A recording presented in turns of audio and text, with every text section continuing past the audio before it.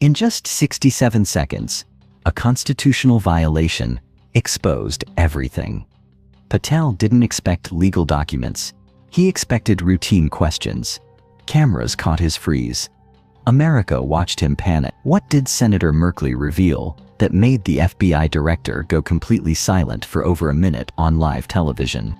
At exactly 10:43 a.m. on November 8, 2025, Senator Jeff Merkley walked into the Hart Senate Office Building's Committee Room 2116. Like a constitutional scholar who had discovered the crime of the century, the Senate Judiciary Committee was about to witness the most devastating constitutional confrontation in modern American history. Behind curved desks, 22 senators prepared for what the New York Times would later call the day democracy fought back. C-SPAN cameras positioned themselves for the most watched constitutional crisis since Watergate. In the gallery, constitutional law professors clutched notebooks, sensing they were about to witness a moment taught in law schools for generations. Political insiders buzzed about smoking gun documents that would expose unprecedented abuse of federal power. Merkley adjusted his wire-rimmed glasses and opened a manila folder containing 4 months of investigation, irrefutable proof that the FBI director had violated his oath of office and committed high crimes against the Constitution itself. His fingers traced documents marked classified and constitutional violation, each page representing evidence that could trigger impeachment proceedings. The 68-year-old former constitutional law professor from Oregon had built his Senate career defending democratic institutions against authoritarian overreach. Today, he would expose the most serious constitutional crisis since the Civil War, a systematic attempt by law enforcement to overthrow the balance of power established by the Founding Fathers.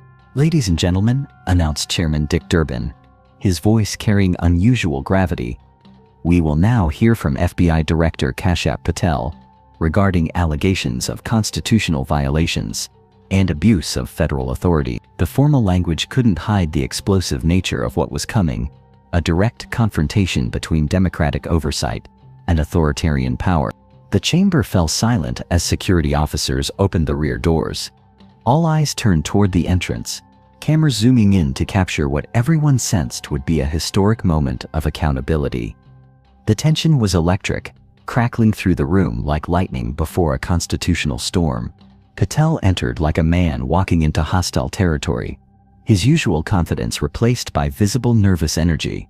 At 45, he had dominated previous congressional appearances through aggressive deflection and political bluster. But today he faced a senator who understood the Constitution better than most Supreme Court justices, armed with evidence that could end careers and trigger criminal prosecution. His black suit appeared wrinkled, suggesting a sleepless night.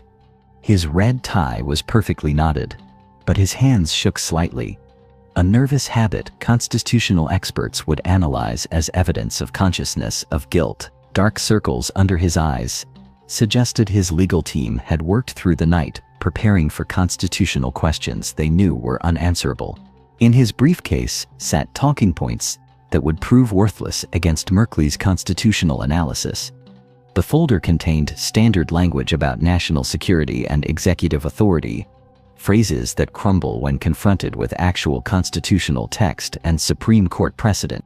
"Director Patel," Merkley began, his voice carrying the measured authority of a constitutional scholar addressing a student who had plagiarized their thesis.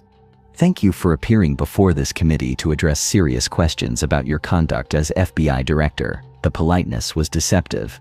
Everyone recognized the tone of a prosecutor about to present evidence to a grand jury. Merkley's opening wasn't the usual congressional theater of partisan talking points and political posturing. This was different. Clinical, methodical, and devastating in its constitutional precision. "I want to direct your attention to a series of actions taken by the FBI under your leadership that appear to violate the fundamental separation of powers established by our Constitution." The phrase "separation of powers" sent a chill through the chamber. This wasn't about policy disagreements or partisan politics. This was about the foundational structure of American democracy itself.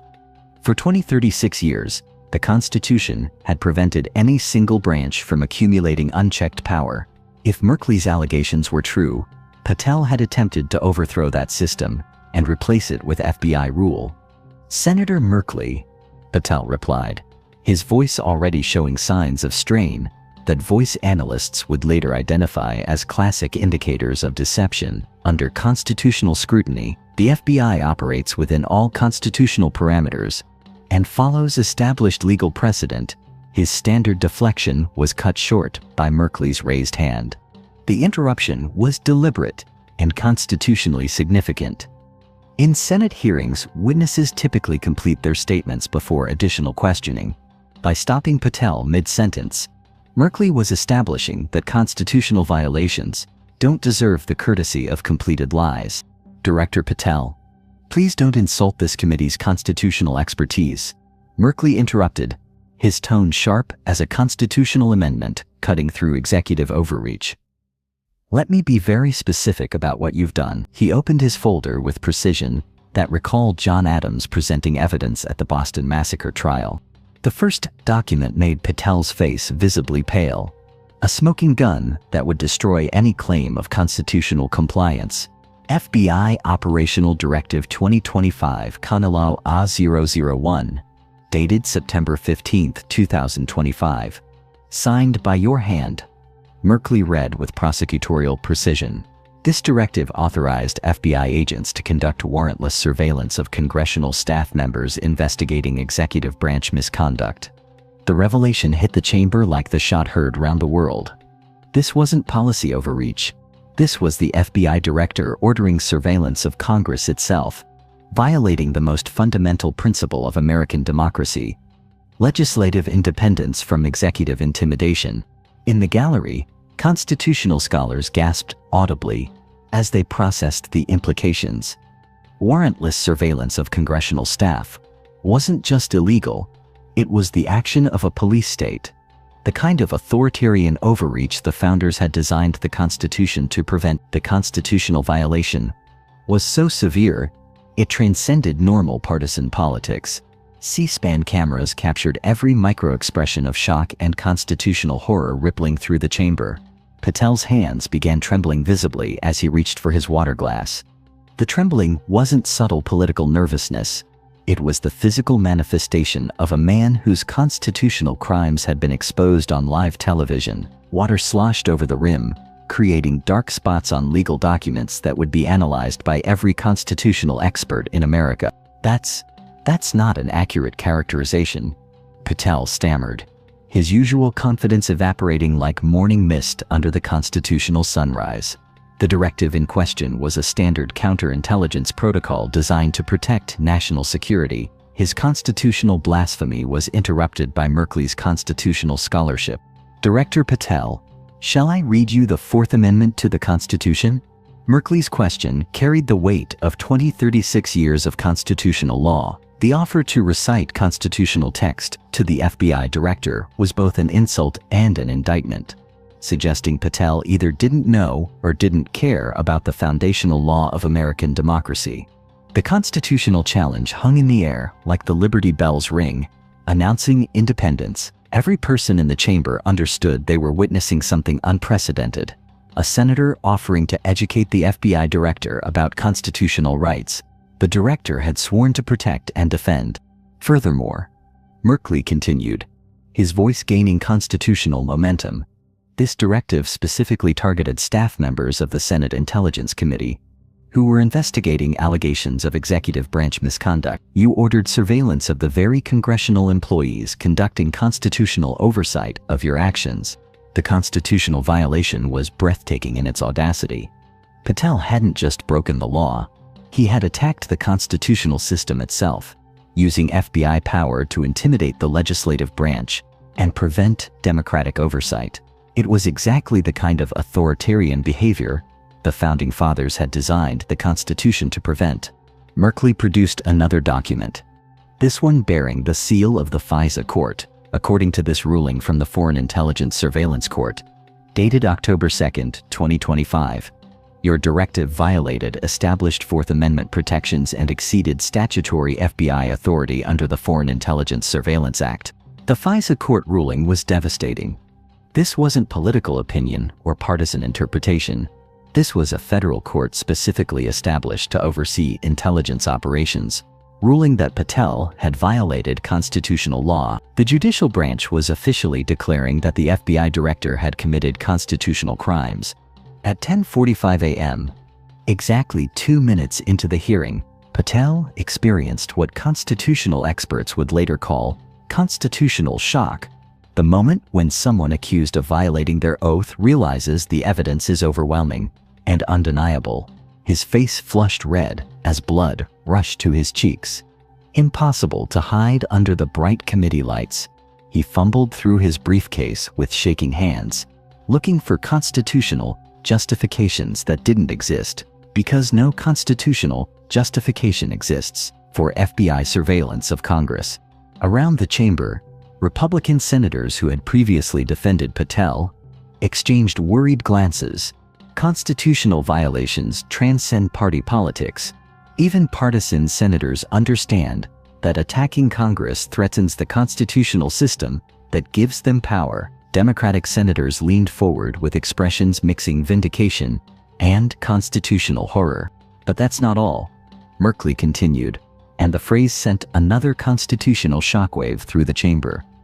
One constitutional violation might be explained as legal misunderstanding.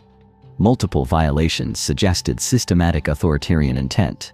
On October 10, 2025, you issued FBI Operational Directive 2025 Kanala Bao 002, authorizing agents to investigate federal judges who had issued rulings unfavorable to executive branch priorities.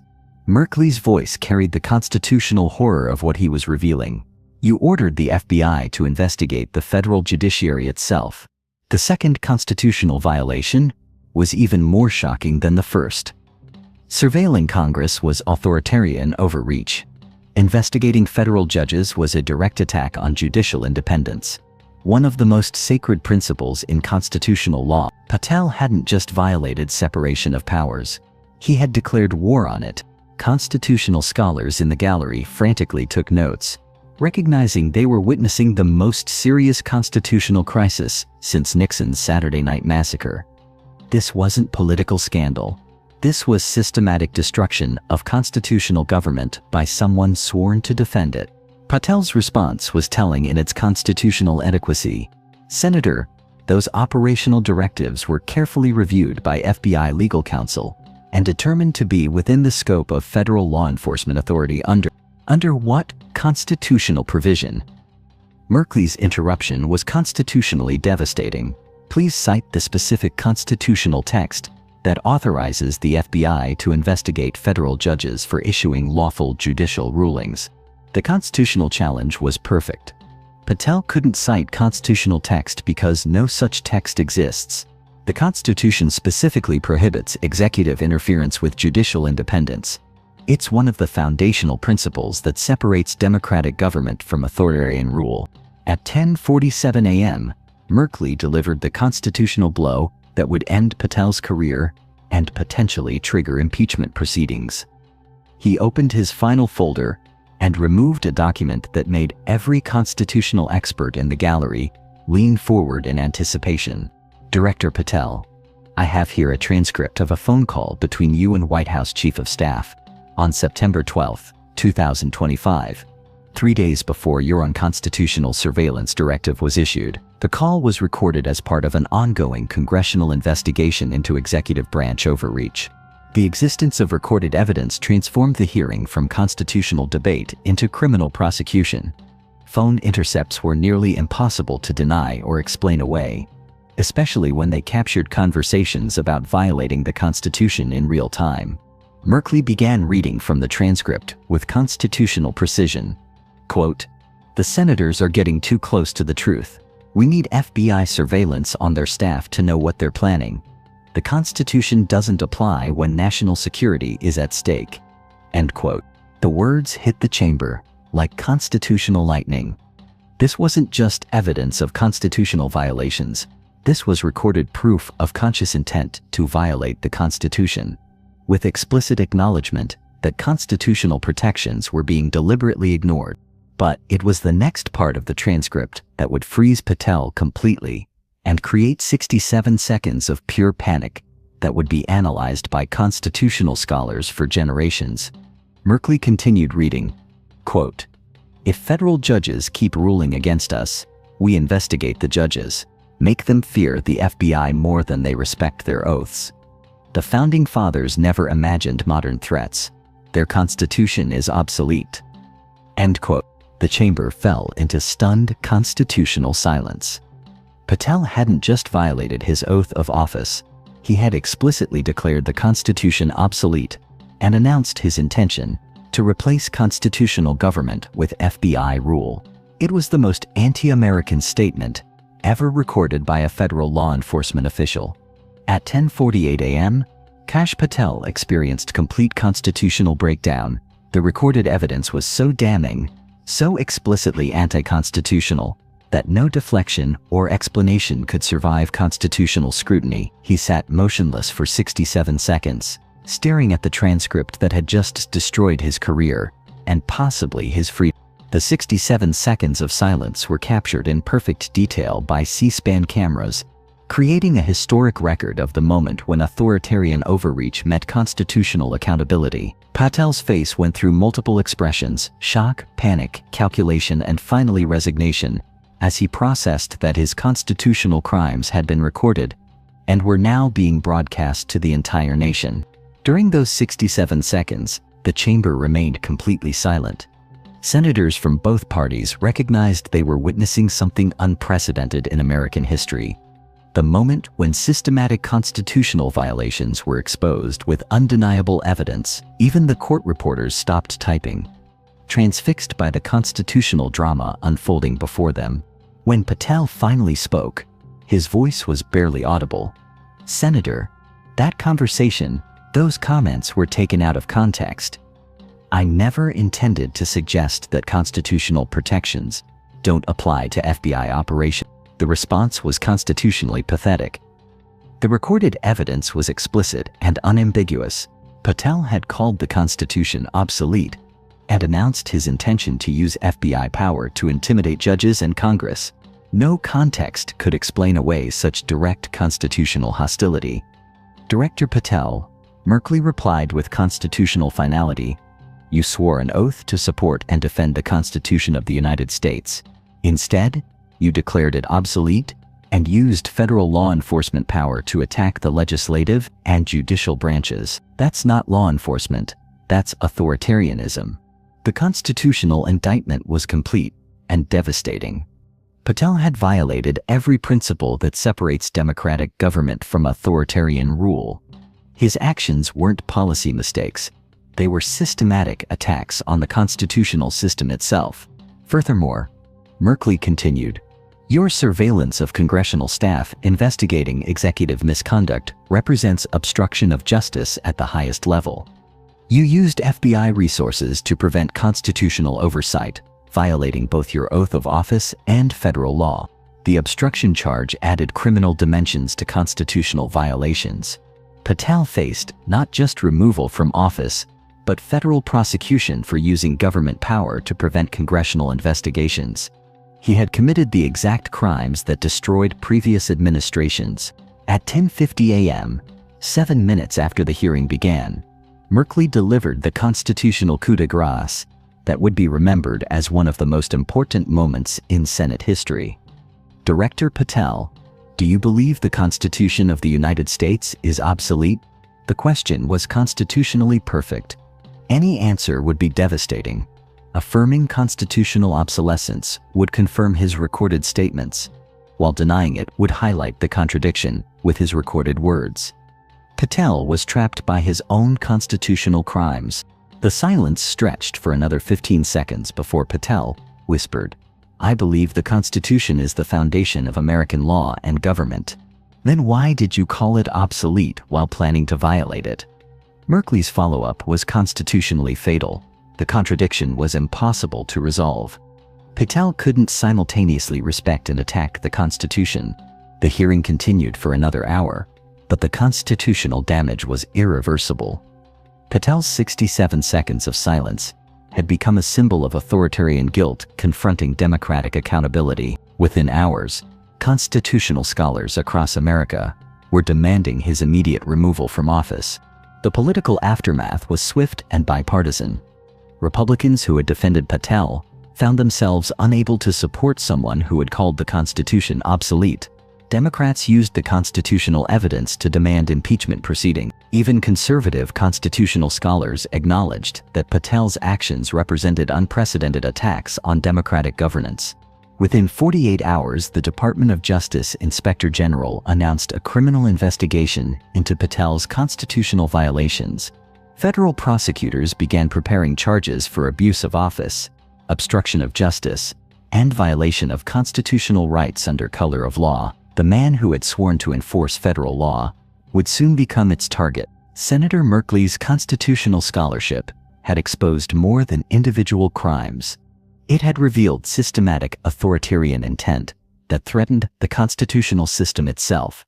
His methodical presentation of evidence had shown that Patel's actions weren't mistakes, but conscious attacks on democratic institutions.